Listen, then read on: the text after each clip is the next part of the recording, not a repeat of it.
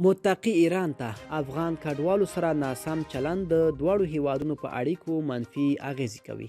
سلام، ستړي مشئ، وخت مو په خیر. پوره حال په ویډیو کې وګورئ. د افغانستان اسلامي امارت د بهرنیو چارو وزارت سرپرست مولوي امیر خان متقي نن په کابل کې د ایران له سفیر بهادر آمینیان سره کتلي دي.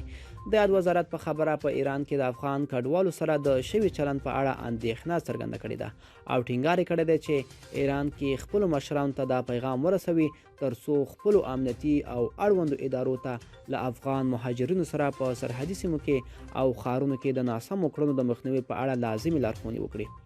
متقي دغه راز ویلي چې په ایران کې د افغان کډوالو سره ناسم چلند د دواړو هیوادونو په اړیکو او عام ذهنیت منفي اغیزې کوي او د دواړو هیوادونو د دښمنانو ته د تخریب او اختلاف اچولو فرصت ورکوي.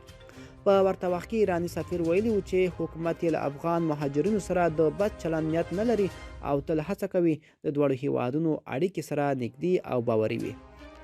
ملګرو، که تاسو هم د ویډیو په اړه څه نظر لرئ موږ سره کومنټ کې شریک کړئ او د لا خپلې ویډیوګانو لپاره موږ سره پاتې شئ. تر بلې ویډیو ښه وخت ولرئ.